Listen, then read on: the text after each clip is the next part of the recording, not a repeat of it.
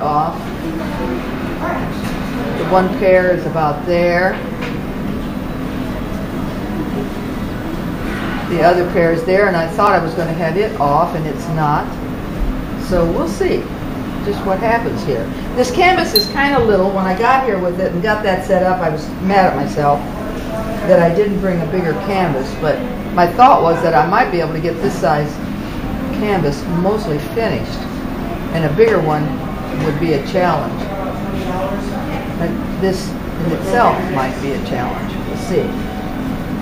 I just want to get my idea here of where things are going. That line there didn't intend to be the spout, but it's turning out that it is the spout. This is the lid. Lots of ellipses in this drawing. Ellipses are hard for anybody, beginner or accomplished painter. I'm going to just not photographers. I'm not trying to make a copy of this. I'm trying to make my rendition of it.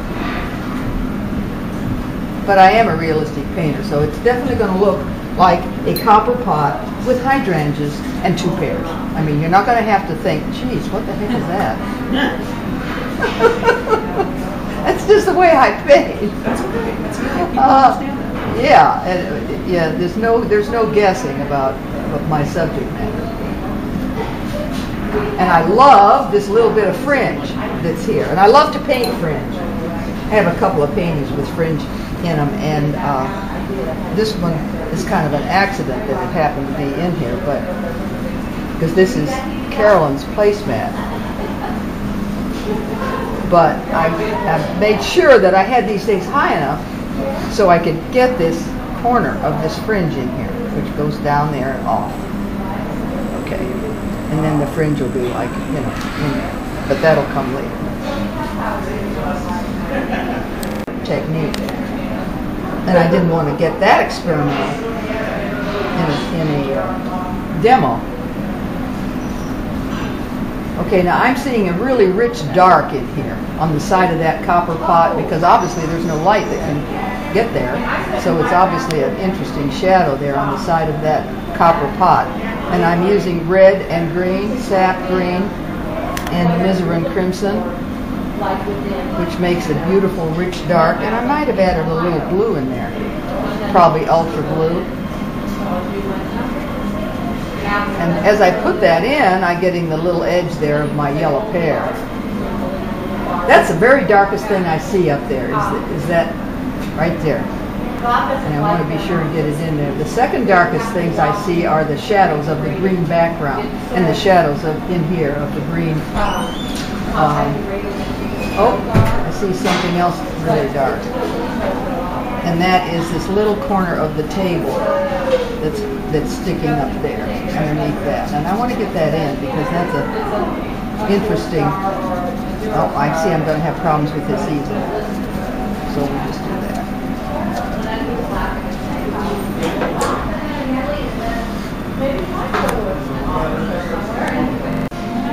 I see these flowers as a chunk of dark green right in there. And I see another big chunk of dark green up in here. So I'm not painting petals. I'm painting sections of dark and light. Little spaces, little shapes, actually. That's the shape I see. Some more down here. There's a real light. The light's coming through on that background in there, but down in here, that background is almost the same color as the dark in those leaves. And I'm going to get that in there right now, because if I don't get those darks in, how do I know how light to make the light? How bright to make the brights? It's all related. Everything up there is related to what it's visually next to. Lighter, darker, bigger, smaller. This is all dark in here. When I squint, I go up and around. Let's put this pear in right here. Something like that for now. And I try to be as scribbly as possible. And at this point, I'm not using heavy paint either, because I know that I'm going to go over a lot of this. later. I use a little bit of medium. The medium I use is liquid, but I don't use much of it. I try to use as little as possible. This is an interesting shadow up here, and I'm going to get a little of it in there.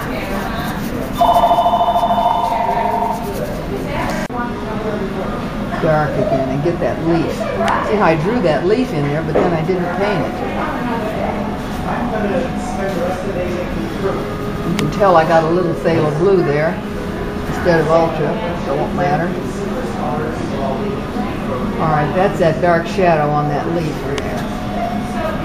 And then there's some dark background over here, but I don't think that'll even be in it. This is greener than my dark, so I'm going to add this down here because it's a better color. A little bit greener, less brown.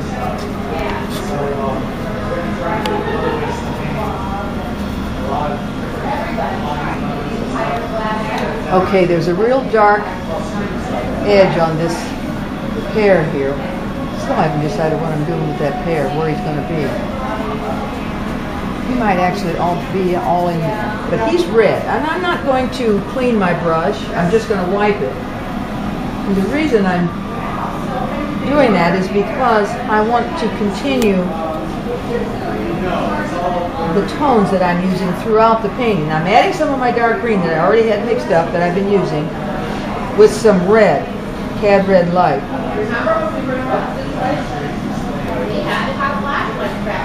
For the dark side of this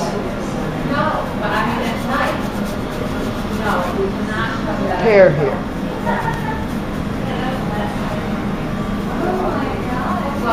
And over here it's almost as dark, not quite. There's one little light section in there, so I guess the pear's going here.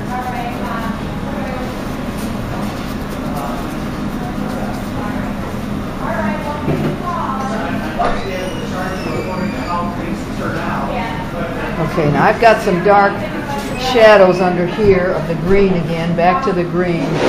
It's dark. Flowers come down. Kind of like right in there.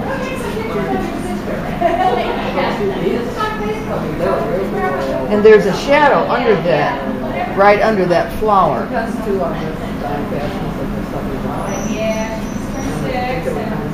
And I try to tell my students not to paint pot or flower or bowl or whatever it is. Paint little sections of color and value. It's kind of like painting by numbers in a way, because you paint these little things and at the end it turns out to be something recognizable. I used to buy a lot of paints and things where I just thought it was going to shine.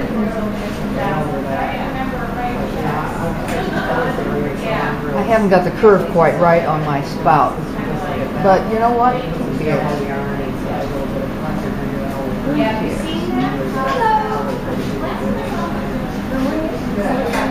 And another really quick here, so I know where I'm going. Not too bright yet. It'll get brighter. That's kind of a lumpy pear. That's good. Maybe it won't look too much like a plastic pear.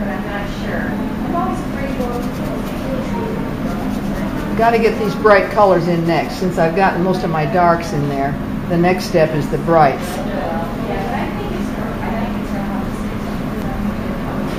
And there's nothing more difficult than painting the shadow side of yellow.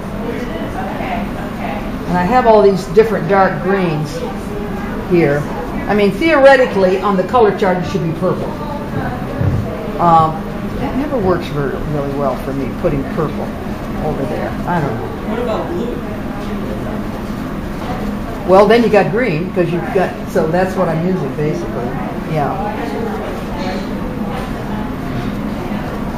I'm just trying to see, where that line is right here, where the light stops. The problem is the color changes too. So it's tricky in there. Well, most of my paintings start out very messy. So this is pretty typical, actually, of the beginning. And again, I want to change my tone here. I want to get it greener. and darker here. In order to get it darker, I have to add some red to the green or blue. Somebody thought about adding red to green to dark. Any opposite on the color wheel makes brown. Correct. Well, right. And so it'll darken it if their colors are dark enough to start with. Because green's already not a primary color, it's a secondary. Right. See, I do know something about color. Yes. Probably as much as I do, if not more. Well, I don't know about that. I don't like this.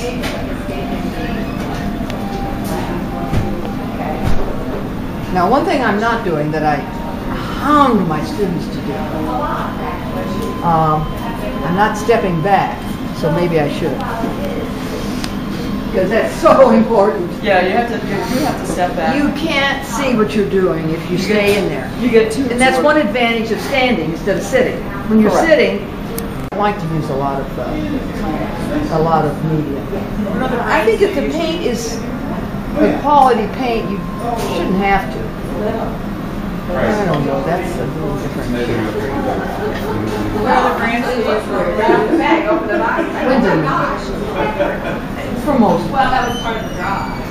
Yeah, they're coming out with a leading generation. Okay, now the reason I haven't put that shadow in, I know you all see it, is because I haven't done any of that tone yet. I've been working in these other colors. Now I'm going to either clean my brush or get another one. I think I'll get another one. Because I need to get this light in there. And that's going to be white and Naples yellow. And that's too bright. Okay.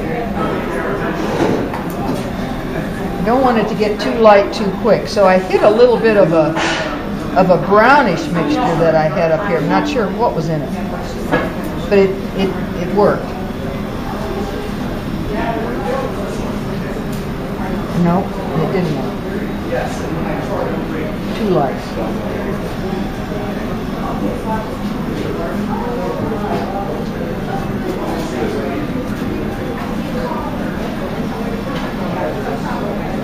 Notice how I'm ignoring the edges on that pear.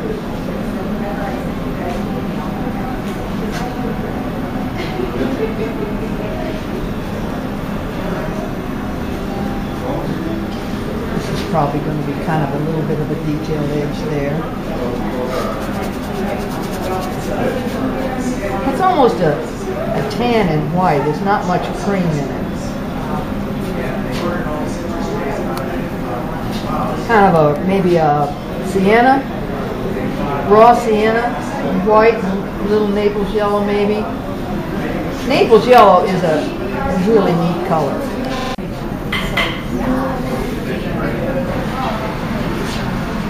Very good.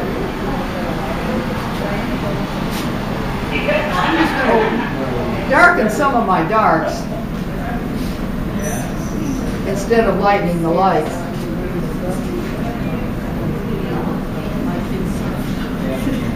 Well, it's important. That's very good.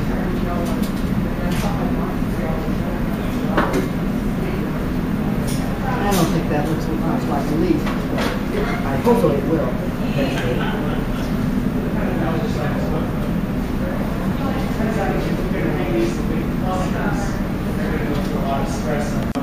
Hopefully that's just a tissue.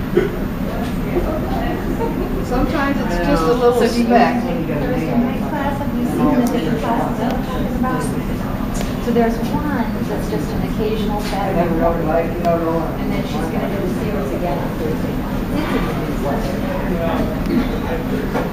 But on the series of classes, it won't all be flowers. It'll be maybe even a landscape thrown in there.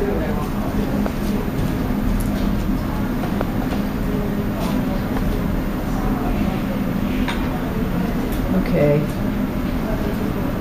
This second one is kind of a dark green. Now, this is where you really have to stand back. Because to me it doesn't look like a flower, but I bet it's starting to look like one from a distance.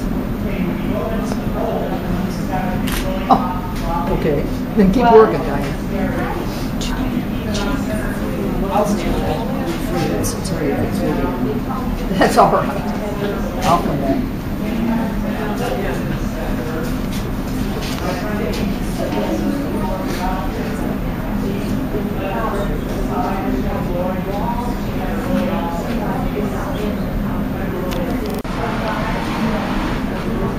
Now I don't want that bright white down there.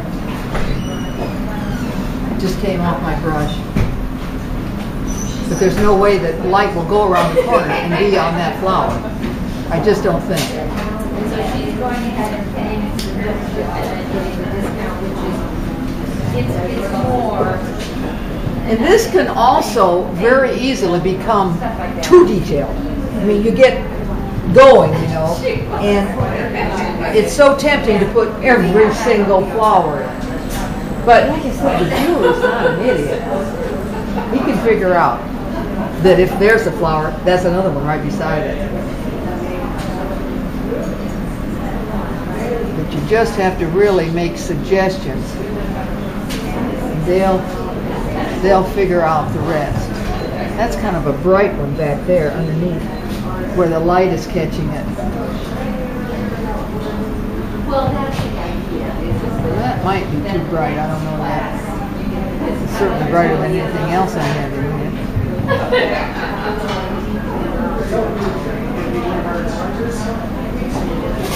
Okay, if I'm going to have it that bright, then I've got to get it bright down there.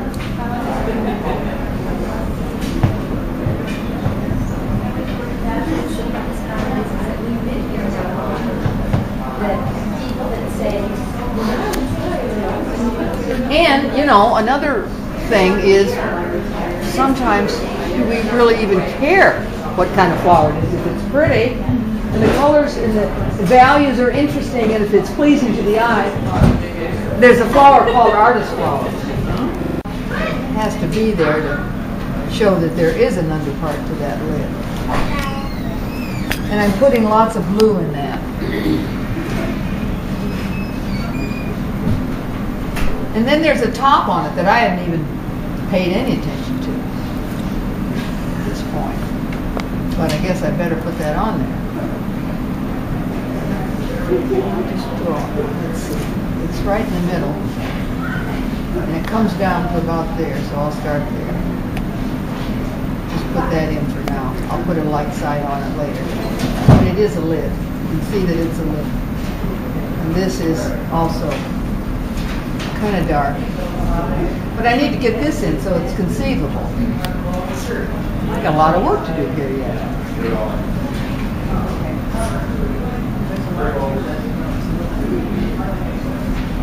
Okay, let's get that in there, so the handle. A little bit of it. Let's see, it comes out from the bottom. It kind of goes, I don't want it to go in because I worked on that flower and dadgummit, I'm not covering it up. Yes, you are. Hi. It's going to go in like that. I don't know if that's quite right.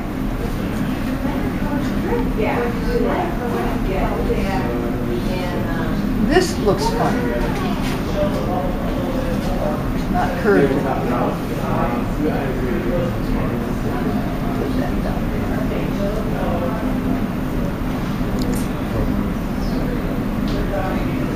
Put a little more of it in. So it looks like a spout.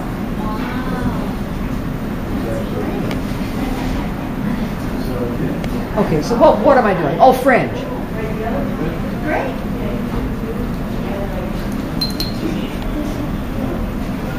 Now, the darkest part of the fringe, the underside, is what I'm going to put in first, and then I'll put a little bit of a highlight where it needs it. But I don't want to overdo that.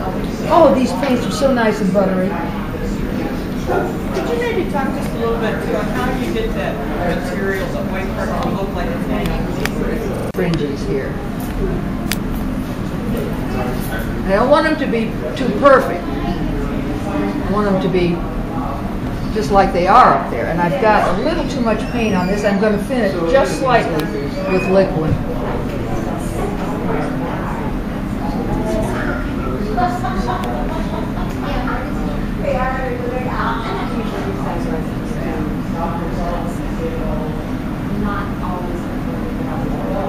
Nothing is pure sap, but that's the green that I use mostly.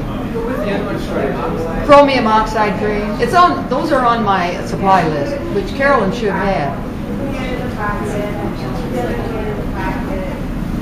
That's not the same as permanent green light. You know what? I have that and I don't use it. Okay, so cross that off.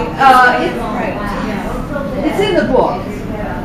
I've just never gotten into it. It's a pure green. It's very pure. And if you want to, do a color wheel thing and do perfect colors and mixing and all that, that's the green you use. But I don't get into a lot of color theory except basic. And I find this has to be brightened up. These highlights here. A few more flowers, maybe even darker in there. I'm not sure yet. A little bit of blue in here. Some highlights on the fringe. The fringe needs some work. Part of what it needs is this. And I've got that real dark green that I made with green and red and a little blue. No. See how dark it is up in there? Under that. And that really gives you some depth. And I probably need another fringe right in here. Looks like Another what? a piece of fringe, but I don't know if I do or not. Maybe. And the fringe itself has a shadow, like on this one. There's a shadow right there. These are round or flat? I'm using a filbert. If I have any doubts, then I'll I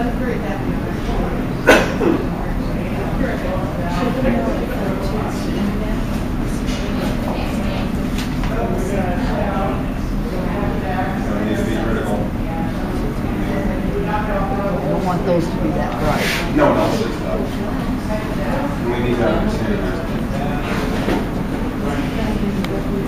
Oh, let's get a really nice bright coral here for the highlights on that looks like a petal.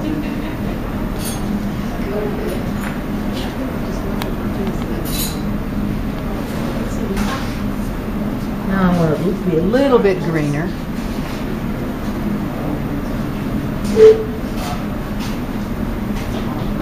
This is actually the background, and not and I need to change the color of green that it is. It's not quite that green. It's a different green.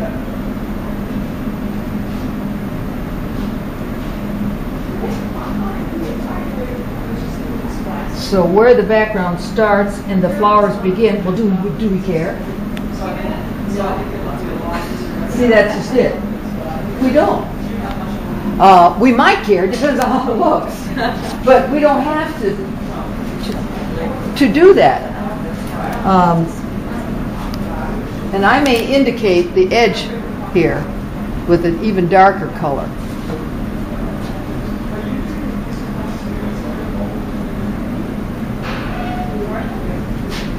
And then I don't quite see. I can't even see the edges myself back here. So how am I going to put them in? Do you always keep it that far away? The subject? No, I almost moved it up. But I thought this was an advantage. The less you can see, the better. There's no possible way you can put it too much in if you can't see it. Oh, hi! I haven't used much today at all. I don't see a highlight here, but I want one there.